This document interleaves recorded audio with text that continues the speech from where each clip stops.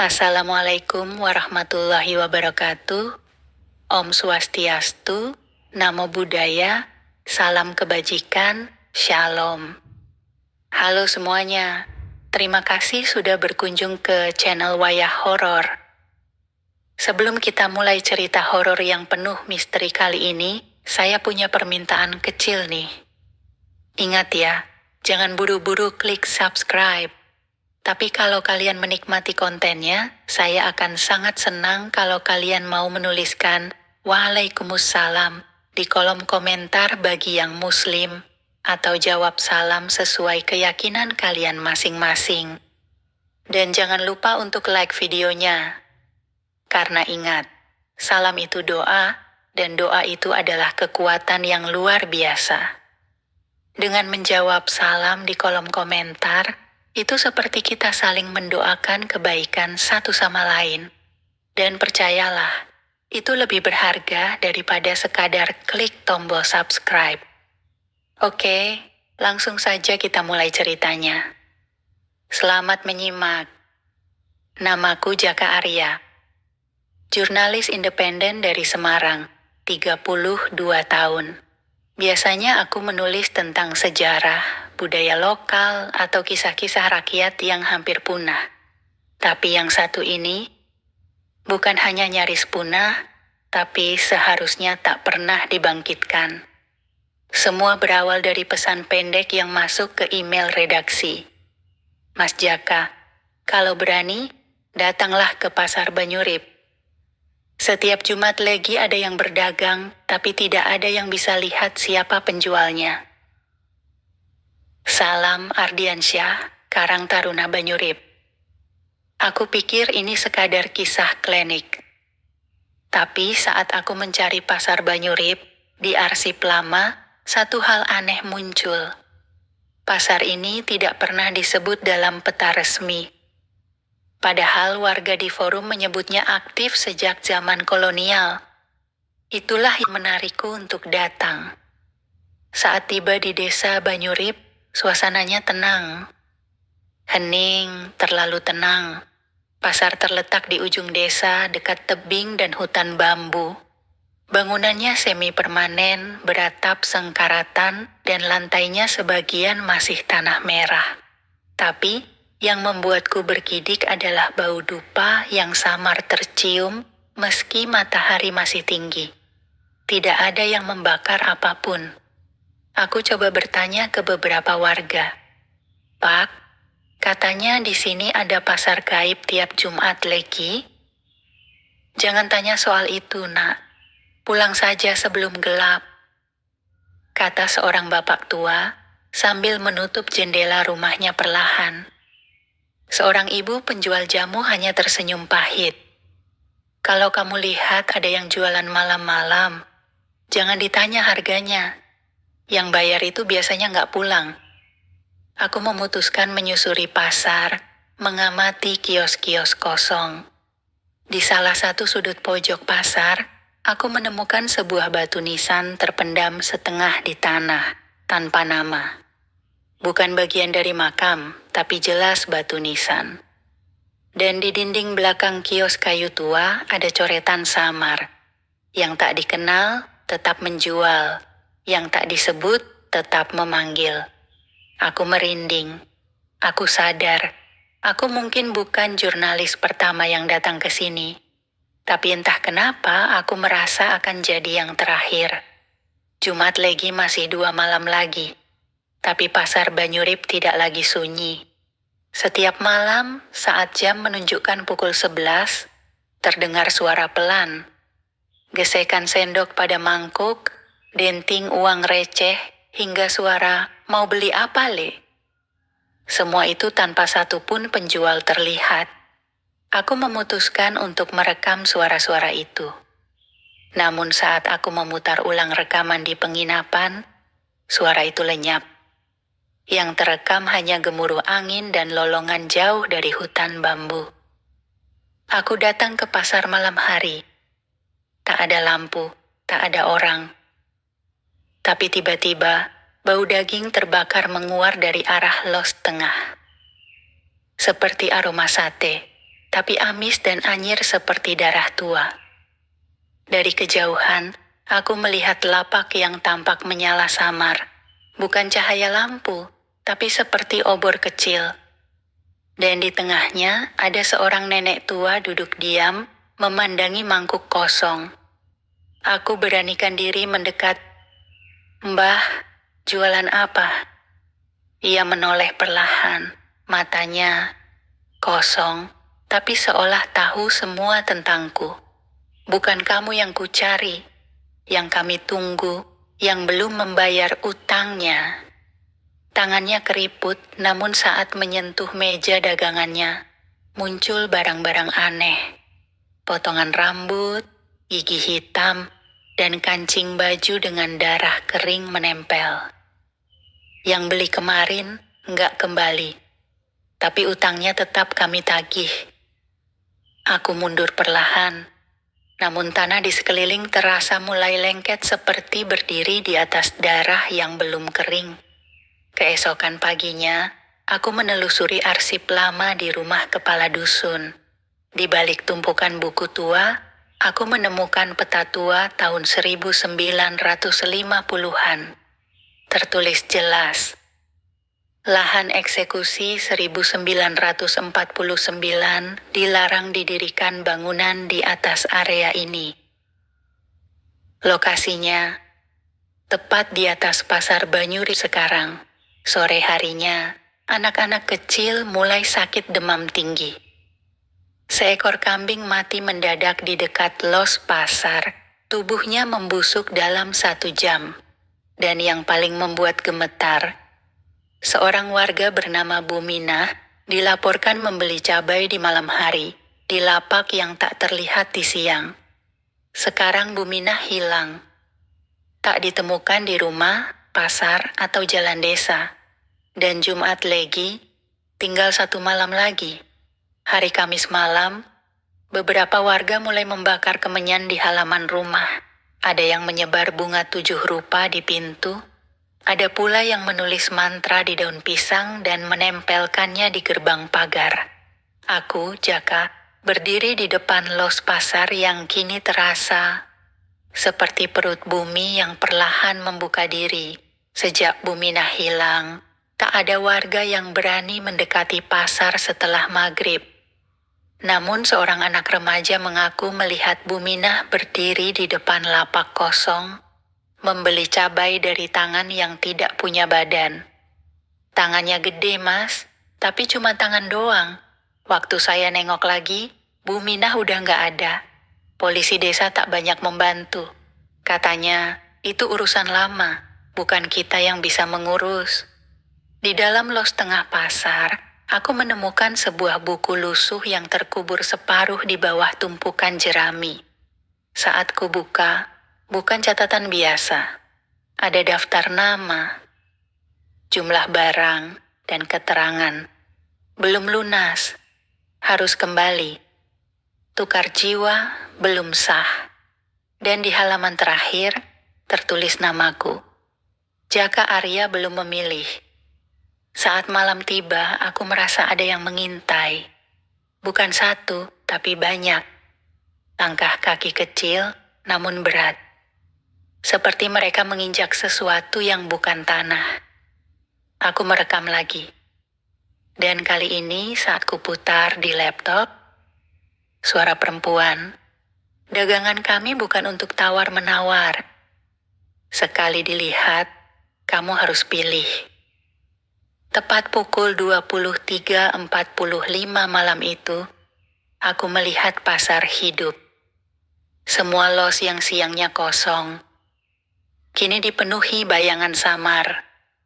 Ada yang mengayunkan kipas bambu, ada yang menyusun botol berisi cairan gelap, dan ada yang menjajakan boneka rotan penuh paku. Tapi satu lapak kosong. Di tengahnya, sebuah papan bertuliskan, "Untuk yang belum memilih dagangannya." Dan aku tahu, lapak itu untukku. Jumat Legi, pukul 00.02 dini hari. Pasar Banyurip tampak seperti biasa. Sunyi, tak berpenghuni, tapi udara tidak biasa. Terasa berat, seperti mengandung suara-suara yang belum selesai berbicara. Aku, Jaka, berdiri di tengah los. Lapak demi lapak mulai menyala. Bukan karena lampu, melainkan karena cahaya samar dari dupa yang terbakar sendiri. Dan lapak di tengah itu, yang kemarin kosong, kini terisi. Ada piring porselen pecah, benang merah kusut, dan bayangan seseorang yang membelakangiku. Sosok itu tidak menoleh, tapi suaranya lirih menyelinap ke telinga. Daganganmu sudah kami siapkan. Tinggal kamu tentukan untuk siapa. Apa maksudnya? Tanyaku. Ia menunjuk meja. Ada 3 benda yang tampak biasa, tapi terasa sangat keliru. Kancing baju berdarah. Mainan anak kecil dari kayu. Foto seorang perempuan yang wajahnya dicoret. Kamu harus pilih. Salah satu harus kau bawa. Yang lain akan kembali ke pemiliknya. Dan kamu akan ikut ke dalamnya. Aku mundur perlahan, tapi pasar seolah menutup semua arah keluar. Siluet pedagang dari bayangan mulai merapat tanpa wajah, tanpa kaki, hanya bergerak perlahan seolah menunggu keputusan. Tidak, aku tidak membeli apa-apa, teriakku. Tapi kamu melihat, dan itu cukup. Yang melihat harus memilih. Atau kau akan jadi dagangan berikutnya. Saat napasku sesak, aku mengambil satu benda. Mainan kayu. Karena hanya itu yang terasa tidak beracun. Begitu mainan itu ku genggam, semua lapak langsung padam. Gelap, dingin, sunyi. Dan suara terakhir yang ku dengar dari arah belakang, terima kasih, sudah memilih, tapi dia belum memaafkan. Aku terbangun keesokan paginya, di los tengah, sendiri dengan mainan kayu yang kini membusuk di tanganku. Dan di dalam sakuku, ada lembaran uang zaman Belanda. Masih hangat. Sejak malam Jumat Legi itu, hidupku tak lagi sama. Mainan kayu kecil, sebuah kuda putar mini yang kubawa dari pasar, kini ada di meja penginapan tempatku tinggal. Awalnya diam, tak bergerak. Tapi malam itu, pukul 1.13, aku mendengarnya berputar sendiri. Krik, krik, krik. Bunyi kayunya gesek, ritmis. Tapi anehnya seperti menyatu dengan suara anak kecil yang tertawa lirih di kejauhan. Keesokan harinya, aku menemui Pak Hardi, mantan kepala dusun Banyurip yang kini tinggal terpencil di pinggir hutan. Saat ku sebut soal pasar, ia menatap tajam lalu berkata, mainan itu dulu milik anak kecil bernama Tario. Ia tewas tertimbun saat tentara menembaki orang tuanya di lokasi itu. Saat pasar belum berdiri. Setiap Jumat Legi, kalau seseorang membawa mainannya keluar dari lokasi, arwahnya akan ikut dan minta diajak bermain. Tapi permainan dia bukan yang bisa kamu hentikan kapan saja. Aku membuka lagi buku lusuh catatan dagang yang kutemukan tempo hari. Kini ada halaman baru tertulis dengan tinta merah. Mainan sudah dipilih. Permainan dimulai Jumat berikutnya. Jika tidak bermain, gantinya akan dipilih. Nama di bawahnya tertulis, Tario mengincar teman baru. Dan lebih buruk lagi, di halaman berikutnya, ada nama Ardiansyah, pemuda Karang Taruna yang pertama kali mengundangku ke Banyurip. Status belum memilih. Akses telah terbuka. Malam itu, aku bermalam di rumah Ardiansyah. Dia tak tahu soal pasar gaib. Dia hanya penasaran, seperti aku dulu. Pukul 2 dini hari, terdengar suara langkah kecil di atap. Tapi rumah Ardi cuma 1 lantai. Lalu suara pintu terbuka perlahan, Dan dari ruang tengah terdengar tawa lirih anak kecil. "Mas Jaka," suara Ardi dari kamarnya. "Di kamar saya ada mainan kayu muter sendiri." Aku tak menjawab, karena di kamarku sendiri, mainan itu juga sedang berputar pelan, tanpa ada yang menyentuhnya. Dan di balik jendela yang berembun, ada tulisan kabur dengan jari kecil. "Mainkan aku, atau temanmu yang main." Hari-hari setelah Jumat Legi itu, Ardi mulai berubah. Wajahnya pucat. Bola matanya kadang bergerak cepat ke sudut-sudut kosong, seolah ada sesuatu yang hanya bisa dia lihat. Ia bicara sendiri di depan cermin. Kadang tertawa, kadang menangis. "Mainannya udah muter terus, Mas. Tapi saya belum diajak main beneran. Katanya, belum waktunya." Aku kembali ke rumah Pak Hardi, berharap menemukan akar dari semua ini. Di gudang belakang, ia menunjukkan dokumen tua dalam kotak besi berdebu. Surat itu ditulis dalam ejaan lama, berbahasa Belanda dan Jawa. Diterjemahkan secara kasar, isinya, "Tanah ini adalah tempat peristirahatan mereka yang gugur tanpa nama. Tidak boleh didirikan pasar, rumah, atau pusat keramaian. Siapa yang melanggar akan membuka gerbang mereka yang tak bisa bicara." Pembangunan pasar ini, kata Pak Hardi, dilakukan tahun 1983. Waktu itu pemerintah desa nggak tahu, atau memilih untuk nggak tahu. Mainan itu kini tak hanya berputar sendiri. Malam Jumat berikutnya, mainan itu berpindah tempat. Pertama di rak buku, lalu di kamar mandi. Dan setiap kali muncul, ia meninggalkan tetesan air, padahal tidak pernah dibasuh. Aku coba membuangnya ke sungai, tapi esoknya ia kembali muncul di meja makan, basah kuyup, dengan bekas sidik jari kecil di sekelilingnya. Dan Ardi, ia mulai menggambar sesuatu berulang kali. Lingkaran dengan 3 titik dan siluet anak kecil di tengah. "Mas, Taryo bilang aku harus gantikan kamu kalau kamu kabur," katanya sambil tersenyum pelan. Matanya kosong. Ponselku mulai merekam sendiri. Satu malam, aku mendapati video berdurasi 2 menit. Gambar kabur dari sudut kamar. Ada siluet kecil berjalan pelan di belakangku saat aku tidur, membawa mainan itu, lalu berhenti, dan menoleh ke kamera.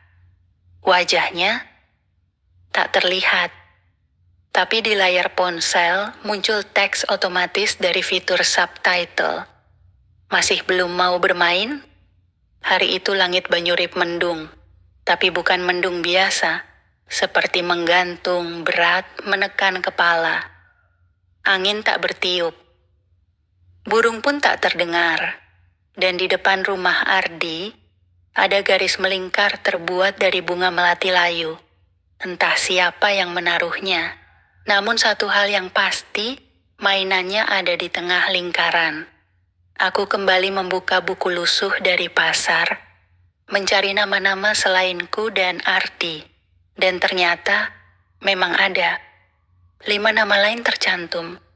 Prapto 1993, Tien 1999, Slamet Riyadi 2007, Indah Pertiwi 2012, Febrian Aditya 2018. Tak satu pun yang pernah terdengar kembali oleh warga. Saat kutanya ke Pak Hardi, ia menarik napas panjang. Mereka semua pernah menginjak pasar di malam Jumat Legi dan membawa sesuatu yang bukan milik mereka. "Apa yang terjadi pada mereka?" tanyaku. "Tidak ada yang dimakamkan. Tidak ada jenazah, tapi setiap Jumat Legi, bunga segar muncul di depan lapak kosong di pasar." Sore itu, Ardi mulai bicara dalam suara yang bukan miliknya. Suara pelan, dalam, dan seperti anak kecil yang sedang marah. Kenapa Mas Jaka nggak mau main? Kenapa harus aku? Mereka bilang aku belum lunas. Lalu ia menggambar lagi simbol itu, lingkaran dengan 3 titik. Kali ini ada coretan wajah di tengah, dan wajah itu mukaku. Kudapati informasi dari arsip desa. Anak bernama Tario yang disebut Pak Hardi memang benar ada. Ia anak dari keluarga keturunan pejuang, dibunuh bersama orang tuanya karena dituduh pengkhianat oleh milisi zaman revolusi. Jasad mereka tidak dikuburkan layak. Dilempar begitu saja ke lubang besar yang kini adalah bagian dari pasar Banyurip. Karena itu arwahnya tidak tenang, dan karena itu pula dia butuh teman untuk bermain. Tapi bukan sekadar mainan, Mas Jaka. Kata Pak Hardi, yang diminta adalah teman yang bisa dia ajak. Mengulang kematian. Malam itu aku menemukan mainan di atas tempat tidurku.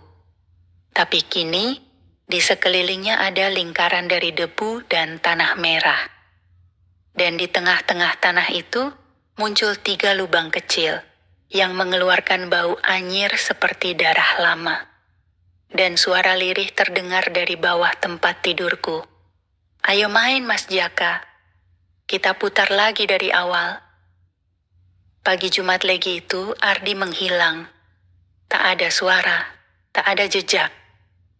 Pintu rumahnya terbuka dan hanya satu hal yang tersisa di meja. Mainan kuda putar kini berlumur tanah merah dan serpihan bunga melati. Benda itu masih berputar sendiri, pelan, seperti menghitung waktu. Aku mengecek ponsel Ardi yang tertinggal. Ada satu rekaman suara malam sebelumnya. Mas Jaka, kalau Mas nggak datang malam ini, aku yang diajak main. Dia udah ngasih baju seragam kecil. Katanya biar aku cocok sama yang lain. Tolong Mas. Lalu suara napas berat. Dan di akhir rekaman, terdengar suara anak kecil berbisik langsung ke mikrofon. Sekarang tinggal satu lagi yang belum memilih. Aku kembali ke pasar Banyurip malam itu. Sunyi. Namun begitu aku melangkah masuk ke area tengah, semua los menyala sekaligus, seperti lentera menyambut pembeli. Tapi kali ini, tidak ada bayangan pedagang. Tidak ada sosok nenek, tidak ada suara transaksi. Hanya satu lapak yang menyala merah. Dan di atas meja kayunya ada mainan kuda putar dan foto Ardi yang sudah terbakar setengah. Angin mulai berputar dalam lingkaran. Tanah di sekitar lapak retak pelan-pelan dan muncul celah gelap yang tak tampak dasarnya. Dari dalam celah, terdengar suara tawa anak kecil, semakin lama semakin keras, disusul jeritan samar. Suara Ardi. Aku berusaha menjangkau foto itu, tapi tiba-tiba tangan kecil muncul dari dalam tanah, mencengkeram pergelangan kakiku. Jangan ganggu permainan kami. Sudah giliran dia. Aku terjatuh, dan tepat saat kepalaku nyaris menyentuh tanah, mainan itu berhenti berputar. Tiba-tiba, cahaya dari los menyala sangat terang dan di tengahnya muncul bayangan seorang anak kecil mengenakan baju dekil dan mata kosong. Ia membawa boneka rusak di tangan kiri dan menunjukku dengan tangan kanan. Masih ada utang satu lagi. Kamu bawa mainanku keluar. Jadi sekarang kamu gantinya. Di belakangnya ada silakan 5 anak lain berdiri diam. Wajah-wajah mereka mirip dengan foto para korban dari buku lusuh. Dan sekarang, Ardi berdiri di antara mereka. Pagi itu, warga desa melihatku berjalan menyusuri jalan dari arah pasar. Kakiku kotor oleh tanah merah, pakaianku berbau dupa dan anyir, Tapi langkahku tenang, terlalu tenang. Bu Sumarni, pemilik warung dekat penginapan, bersaksi. Mas Jaka lewat depan warung saya jam 7. Tapi aneh. Dia cuma berdiri, senyum, lalu jalan terus tanpa kata. Di kamar penginapan, aku menatap cermin, namun bayanganku tak muncul. Hanya ruangan kosong dengan mainan kuda putar yang perlahan kembali berputar. Kepalaku terasa berat. Ingatan tentang pasar mengabur. Yang ku tahu ada satu suara yang terus berbisik dalam kepalaku. Sekarang kamu penjaganya. Tunggu Jumat berikutnya.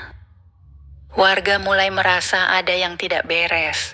Anak-anak kecil menangis setiap kali aku melintas. Seekor anjing menggonggong terus dari dalam rumah dan tidak mau keluar sejak aku lewat. Bu Sumarni memberanikan diri mengantarkan teh ke kamarku. Tapi saat ia meletakkan cangkir, ia melihat coretan di tembok kamar, simbol lingkaran dan 3 titik. Tapi kini ada satu tambahan, titik besar di luar lingkaran. Itu bukan kamu lagi ya Mas Jaka, gumamnya pelan sebelum kabur. Aku membuka kembali buku lusuh catatan pasar yang kini selalu kutemukan di dalam tasku. Isinya telah berubah. Kini ada bab baru. Penjaga baru Jaka Arya. Tugas: memastikan permainan terus berjalan. Utang belum lunas sampai korban berikutnya datang. Catatan: tubuh boleh kembali, tapi jiwa tinggal bersama anak-anak. Di halaman terakhir, tertulis tanggal Jumat Legi berikutnya, dan di bawahnya sebuah nama baru. Fani Nurhaliza, 22 tahun, mahasiswa, KKN. Aku tak tahu siapa dia, tapi aku tahu satu hal. Aku harus menemukannya. Namanya Fani Nurhaliza, mahasiswa tingkat akhir jurusan arkeologi dari Jogja, ditugaskan melakukan kuliah kerja nyata, KKN, individu di desa Banyurip, untuk proyek dokumentasi sejarah pasar-pasar tua. Tanggal kedatangannya bertepatan dengan Jumat Legi berikutnya. Fani polos, periang, penuh rasa ingin tahu. Dia menyukai kisah rakyat dan percaya bahwa semua tempat menyimpan cerita. Ketika warga memperingatkannya agar tak masuk pasar malam-malam, ia hanya tersenyum. Justru itu yang menarik, Bu. Tempat yang tak ingin diceritakan biasanya menyimpan kisah paling penting. Dia mulai memotret bagian-bagian tua pasar, los-los kosong, sumur tua di pojok barat, dan satu lapak di tengah yang selalu terasa lebih dingin dari lainnya. Malam pertama, Fani memeriksa hasil jepretannya. Semua terlihat normal, kecuali satu. Di foto terakhir, terlihat dirinya sendiri sedang memotret. Dari sudut yang tak mungkin, wajahnya kabur, tapi bayangan anak-anak kecil mengelilinginya. Satu dari mereka memegang mainan kuda putar. Dan di pojok foto, samar-samar terlihat sosok laki-laki, tersenyum menatap ke arahnya. Itu, aku. Malam itu, aku mendatangi penginapan tempat Fani tinggal. Langkahku ringan, mataku tenang, tapi pikiranku hampa. Saat Fani membuka pintu, ia menyapaku ramah. Mas Jaka ya? Saya lihat nama Mas di buku tamu desa. Mas juga tertarik sama sejarah pasar ini? Aku hanya mengangguk. Di tangan kiriku, mainan kuda putar berputar pelan. Fani menatapnya lama. Mainan itu kayaknya saya lihat di foto aneh kemarin. Itu dari anak-anak sini ya? Belum, tapi akan, jawabku pelan.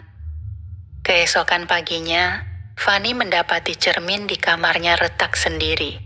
Ia mendengar suara langkah kecil di lorong penginapan. Dan pada malam kedua, ia menemukan lingkaran bunga melati. Di depan pintunya dengan namanya tertulis di tengah lingkaran, pakai darah kering. Malam Kamis pahing, hening, terlalu hening. Desa Banyurip terasa seperti menahan napas sebelum tenggelam. Fanny duduk di lantai kamarnya, dikelilingi foto-foto yang ia cetak. Satu persatu ia menatapnya kembali.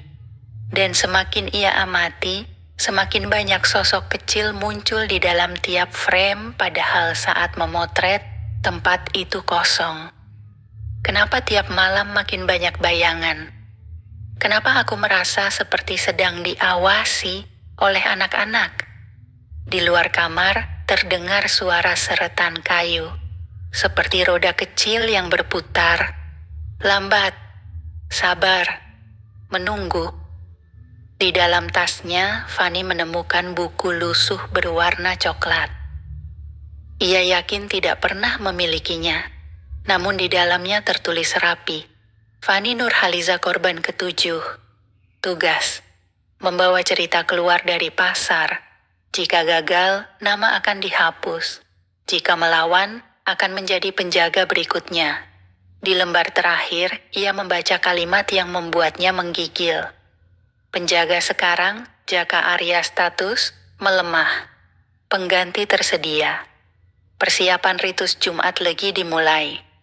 Fanny menatap cermin tua di kamarnya. Dan untuk pertama kalinya, ia melihat sosok di belakangnya. Jaka. Tapi bukan seperti biasanya. Matanya hitam sepenuhnya, mulutnya tersenyum lebar seperti direntangkan paksa. Tangannya memegang mainan kuda putar yang berputar sendiri tanpa henti. Aku di sini bukan untuk melukaimu, Fanny. Aku cuma harus menggantikan satu jiwa dengan yang baru, biar permainan tetap seimbang. Kenapa aku? Teriak Fanny. Karena kamu datang mencari cerita. Dan pasar ini sudah menunggu cerita baru. Tepat tengah malam, langit desa berubah kelam. Pasar Banyurip kembali menyala. Lapak demi lapak, satu persatu menyalakan cahaya merah samar. Fanny terbangun, bukan di penginapan, tetapi di tengah pasar. Di atas lapak yang dulu kosong, kini bertuliskan namanya.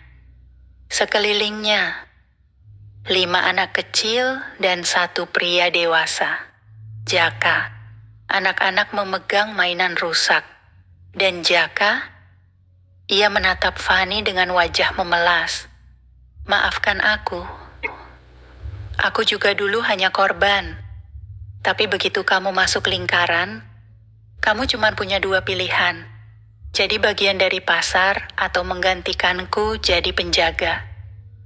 Pasar Banyurip kini menjadi dunia lain. Udara berhenti. Waktu seolah membeku. Dan Fanny berdiri di tengah lingkaran anak-anak tak bernapas dengan Jaka sebagai penjaga gerbang. Mainannya harus terus berputar, Fanny. Kalau kamu tidak mau bermain, kamu harus jadi penjaganya. Salah satu anak kecil maju, membawa sebuah boneka usang dengan mata bolong.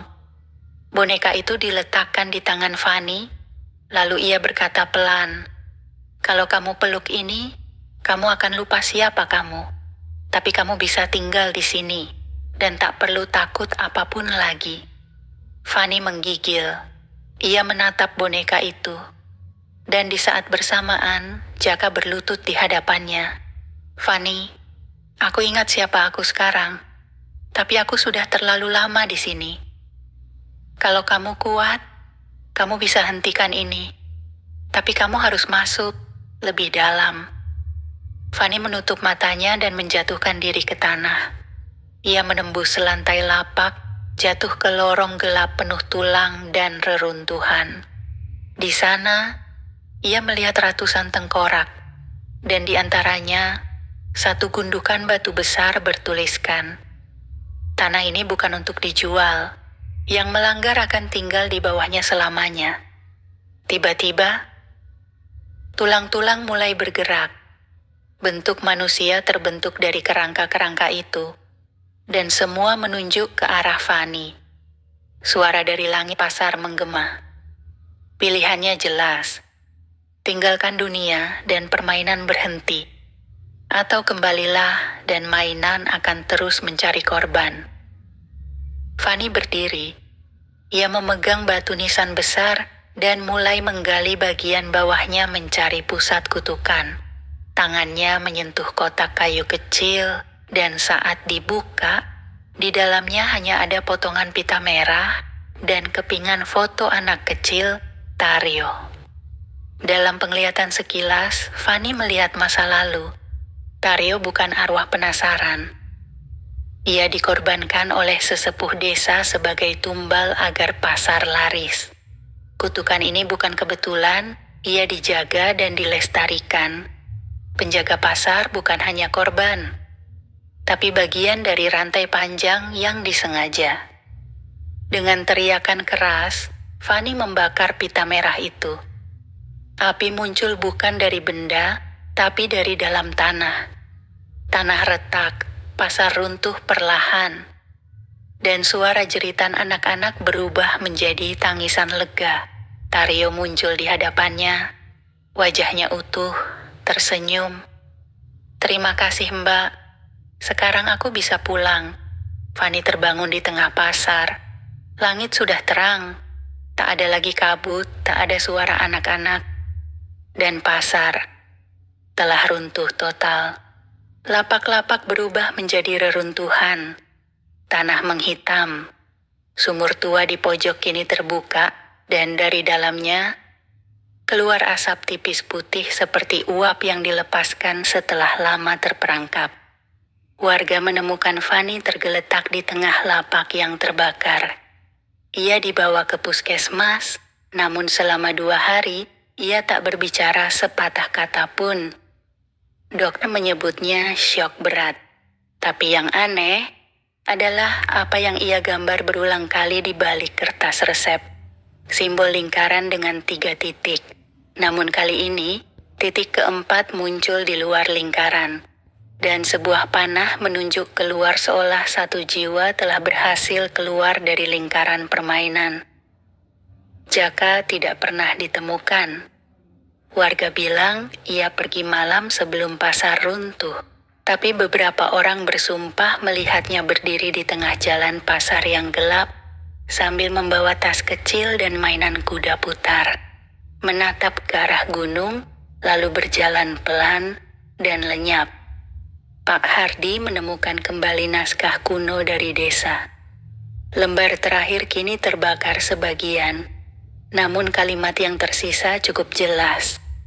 Jika si penjaga memilih pengganti, maka lingkaran tetap ada. Tapi jika si korban membuka luka tertua, maka penebusan bisa terjadi. Satu harus tinggal, satu harus pulang. Fanny akhirnya bicara, malam sebelum ia meninggalkan desa. "Aku tidak menyelamatkan siapa-siapa. Aku hanya membayar lunas hutang yang bukan milikku. Yang ku tahu, anak-anak itu akhirnya bisa tidur. Dan penjaga terakhir telah pergi." Beberapa minggu setelah kembali ke Jogja, Fanny mulai menulis laporan akhir KKN-nya. Ia mengetik, "Studi lapangan, struktur dan sejarah pasar Banyurip, Kabupaten." Namun saat ia mencari nama Banyurip di peta digital dan dokumen pemerintah desa, itu tidak ditemukan. Tidak di Google Maps, tidak di peta topografi. Bahkan dokumen kampus tidak mencatat surat tugas lokasi tersebut. Fanny panik. Ia membuka semua file di kameranya, tidak ada satupun foto dari pasar. Folder bernama Pasar Banyurip berubah jadi file corrupt.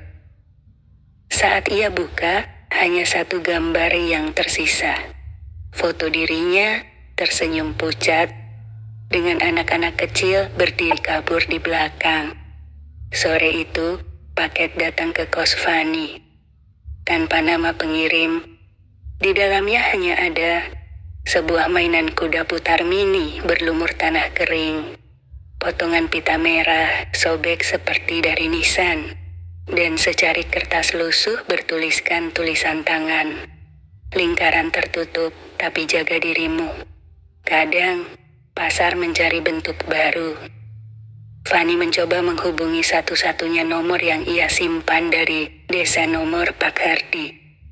Tersambung, tapi suara yang menjawab membuat bulu kuduknya berdiri. Nomor yang Anda tuju tidak terdaftar dalam sistem. Ia kembali mengecek arsip lokasi tempat ia menginap. Tak ada catatan. Penginapan itu tidak pernah ada dalam database pemesanan online. Malam itu, saat Fanny menatap cermin refleksinya sedikit terlambat mengikuti gerakannya. Lalu saat ia berpaling dari kaca, refleksi itu masih menatap lurus ke arahnya. Dan di belakang refleksi itu sosok anak kecil muncul perlahan, tersenyum. 3 bulan setelah peristiwa di Banyurip, Fanny mulai menjalani hari-harinya seperti biasa. Ia menulis ulang laporan KKN-nya. Kali ini menggunakan tema baru, folklore dan imajinasi kolektif dalam ruang kosong desa. Tanpa menyebut pasar, tanpa menyebut kutukan. Namun setiap malam, mimpi yang sama datang kembali. Fanny berdiri di tengah lapak kosong. Di sekelilingnya, anak-anak kecil tertawa. Bukan karena senang, tapi menakutkan. Di tangan mereka, mainan rusak bergoyang sendiri. Di tengah lingkaran itu, Jaka duduk bersila, tersenyum tipis. Tapi kini wajahnya penuh retakan, seperti topeng tanah liat yang nyaris runtuh. Sudah kubilang, mainan itu tak boleh berhenti. Kamu membakarnya, tapi kamu juga yang membawanya keluar. Lingkarannya tidak pernah hilang, Fanny. Hanya berpindah. Satu malam, Fanny pulang lewat lorong belakang kampus. Tempat itu dulunya jalur parkir kosong. Namun malam itu, deretan tenda pasar berdiri rapi. Lapak-lapak dengan kain penutup. Lampu temaram. Suara lirih pedagang. Dan di tengahnya seorang anak kecil memutar mainan kuda putar. Di kamar kosnya, Fanny menatap cermin dan bertanya, "Apa aku penjaga sekarang?" Bayangannya menjawab dengan senyum. Beberapa minggu kemudian, seorang mahasiswa baru jurusan antropologi menemukan buku lusuh di perpustakaan tanpa nama penulis. Berjudul Pasar yang Tak Pernah Ada. Di halaman pertama tertulis, cerita ini bukan untuk ditelusuri. Cerita ini untuk mengingatkan bahwa beberapa pasar tidak menjual barang. Mereka menjual jiwa. Pesan moral. Cerita ini adalah pengingat bahwa keingintahuan adalah anugerah dan juga kutukan. Ada tempat-tempat di dunia yang menyimpan luka, dan ketika seseorang mencoba membongkarnya tanpa memahami sejarahnya, yang terbuka bukan hanya tanah, tapi juga pintu ke dunia lain. Kita boleh mencari cerita, tapi jangan lupa, kadang cerita juga mencari kita, anugerah, dan juga kutukan.